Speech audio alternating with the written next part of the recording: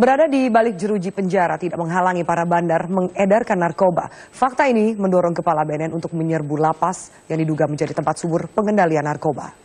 Ancaman ini disampaikan oleh Komjen Pol Budi Waseso berdasarkan temuan BNN bahwa terpidana narkoba tetap bertransaksi dengan jaringan pengedar dari dalam penjara.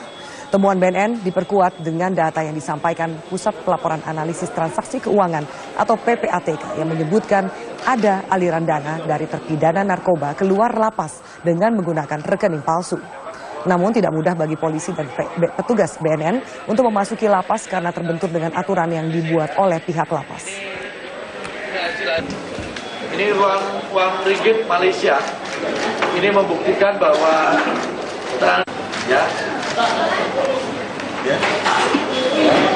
Jadi kalau kerjasama ini tidak bisa dilaksanakan, secara real nanti kita akan melakukan upaya paksa dan kita akan melakukan penyerbuan di lapas.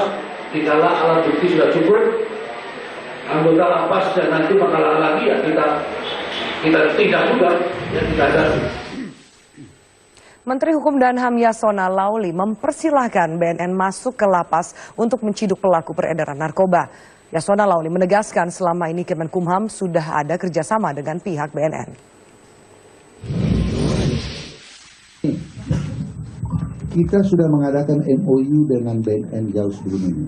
Masih zaman Pak Anang kita sudah punya MOU. Kerjasama tentang penanganan secara khusus bandar-bandar narkoba. Dari MOU itu kita sepakat membentuk blok khusus untuk bandar-bandar narkoba yang ditengarai masih membangun jaringan, yaitu di Lapas Gunung Sindur. Dan itu sudah selesai. Sekarang ada 17 ditempatkan di situ. Nama-nama itu kita peroleh dari BNN. Jadi dalam kerjasama itu kita mengatakan kalau kita dalam kerjasama itu BNN akan menyerahkan nama-nama yang ditengarai masih membangun jaringan, membangun kontak. Maka diserahkan ke kita, ya. Kalau BNN masih melihat ada yang lain-lain, serahkan aja ke kita. Namanya kita angkat, kita masukkan ke Gunung Sindur. Ya. Karena di sana sudah kita bentuk lapas khusus, blok khusus yang tanpa komunikasi, steril, dan di situ ada Polri, kita tempatkan kerjasama, ada BNN, ada kita. Jadi cara bertamu juga tidak lagi kontak fisik. Sudah seperti yang di luar negeri itu, pakai kaca, pakai telepon. Jadi betul-betul ini. Nah, kalau memang ada, serahkan ke kita. Nah, yang berikutnya, kalau ada hendak dilakukan penindakan hukum, saya sudah katakan silakan saja. Dan kalau ada petugas lapas yang menghalang-halangi, mana bisa boleh dihalangi kalau ada penegakan hukum? Kan bisa dikatakan ini ada perintah, surat perintah petugas dari untuk penindakan, ya. Dan ini kalau ada petugas yang segera aja beritahu ke kita, tunggu dulu sebentar. Masuk aja, ambil orangnya, bisa dicegah. Karena apalagi kalau mau melakukan itu dengan perintah yang jelas, pasti lagi dibantu. Saya sudah menyampaikan berkali-kali kepada seluruh jajaran saya di lapas. Jangan coba-coba, karena ini darurat nasional, jangan coba-coba bermain memfasilitasi tentang peredaran narkoba di lapas. Kalian sudah lihat sendiri beberapa petugas yang kita langsung pecat tanpa menunggu proses hukum.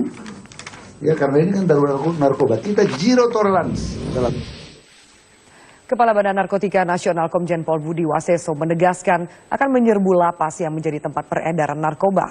Mengapa langkah ini harus dilakukan? Benarkah peredaran narkoba dengan omset miliaran rupiah dikendalikan dari dalam lapas? Kami akan langsung membahasnya, pemirsa. Akan saya perkenalkan narasumber yang sudah bersama saya di studio, yaitu anggota Komisi 3 DPR, Bang Akbar Faisal. Bang Akbar, selamat sore. Selamat sore. Nanti juga bergabung dari luar studio, sudah bersama kami dari Semarang, Kepala BNN, Bapak Komjen Pol Budi Waseso. Pak Buas, selamat sore.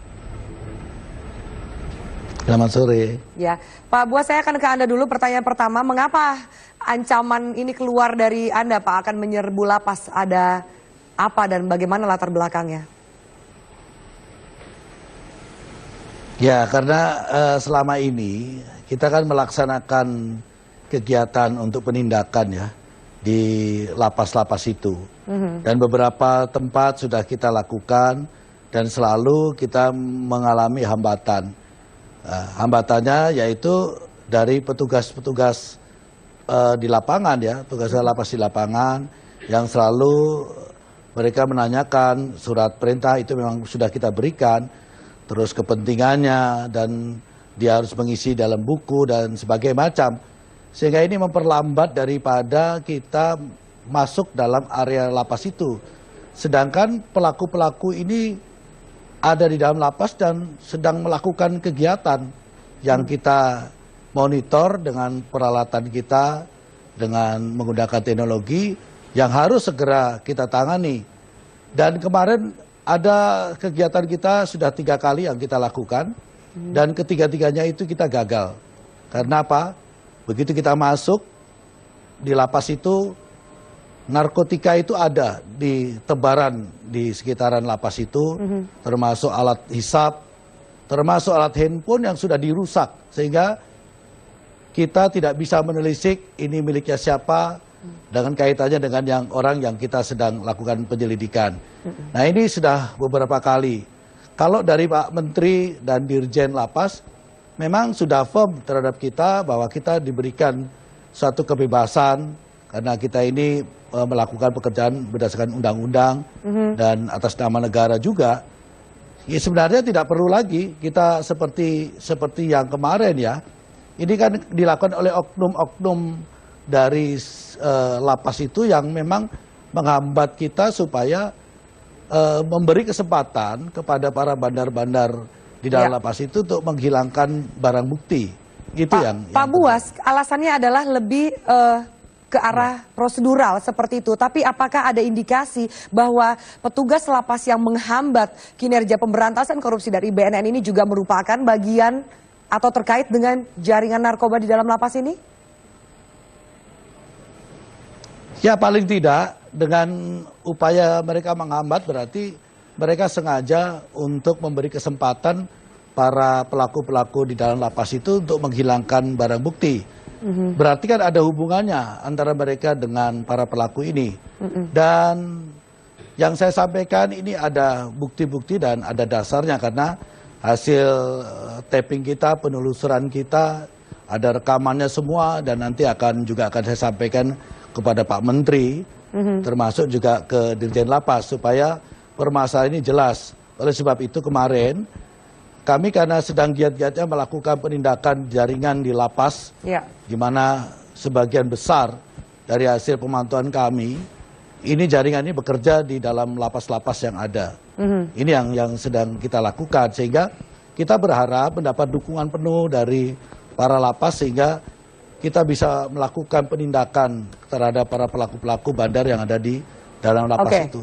Baik, Pak Buas, nanti juga Bapak tetap bersama kami, saya akan langsung lempar ke Bang Akbar Faisal. Bang Akbar, Anda dari Komisi 3, bagaimana Anda melihat ini? Satu, bahwa sepertinya para bandar ini tidak jerah, bahkan mendapatkan tempat yang tanda kutip nyaman, karena juga terlindungi, bisa melakukan transaksinya di dalam lapas. Dan juga bagaimana soal petugas lapas yang seakan-akan menjadi penghalang prosedural ini? Hari ini saya ingin mengatakan bahwa narkoba sungguh-sungguh harus mendapatkan perhatian kita semuanya. Saya bisa paham kalau Mas Buas kemudian menjadi lebih ekstrim sekarang ini. Kaget juga saya, tapi ya itu saya paham lah. Atau justru diperlukan memang orang-orang seperti Pak Buas ini? Bukan soal itu, tapi ini soal gaya bahasa. Tapi saya paham lah. Kenapa demikian? Saya ada data sedikit nih.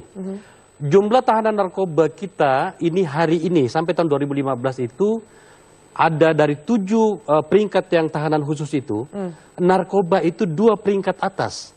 Totalnya 56.000. Bandar narkoba atau pengedar 33.429 orang, narkoba pengguna itu 22.000. baru kemudian di bawahnya itu korupsi urutan ketiga 3.000 orang, illegal logging 805 orang, human trafficking 294, teroris 181, pencucian uang 105.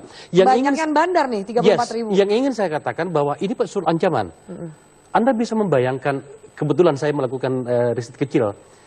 Indonesia hari ini nyata-nyata sudah menjadi negara tertinggi di ASEAN untuk pengguna. Memang uangnya besar. Saya dengar kita akan juga berhubungan dengan teman-teman PPATK, tapi ada data kecil sedikit saya katakan. Total transaksi narkoba di wilayah Asia itu 160 triliun. 30% ada di Indonesia. Sekitar, kalau kita sebut angka, sekitar 48 triliun. Angka yang besar. Dengan ada 10 provinsi yang endemik terbesar. Jawa Barat yang terbesar, kemudian Jawa Timur, Jawa Tengah, DKI Jakarta. Lalu bagaimana Anda melihat upaya pemberantasan ditambah bahwa tidak ada sinkronisasi atau kerjasama yang baik antara petugas lapas? Kalau kemudian begitu, maka kemudian tentu saja saya sedih. Karena ternyata kita masih belum bergerak pada wilayah koordinasi.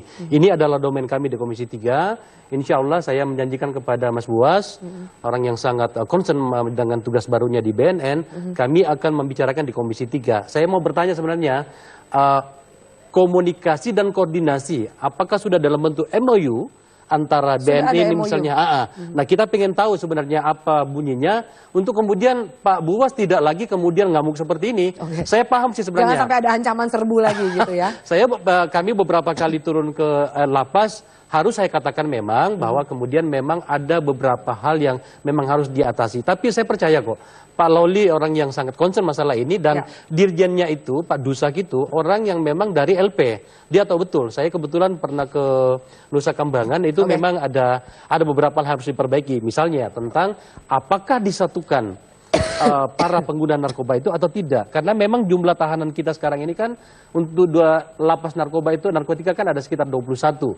Baik. Ini kan menyangkut dengan sarana dan bagaimana kesiapan petugasnya di dalam. Baik. Mbak Akbar dan juga Pak Buas, kami akan lanjutkan sesaat lagi. Pemirsa, kami akan membawa juga mengungkap fakta lainnya bahwa ternyata 62% tahanan di dalam lapas adalah tahanan narkotika dan uang yang beredar. Temuan BNN mengatakan 17 miliar rupiah merupakan modus pencucian uang dari BNN. Kami lanjutkan sesaat lagi, tetaplah bersama kami.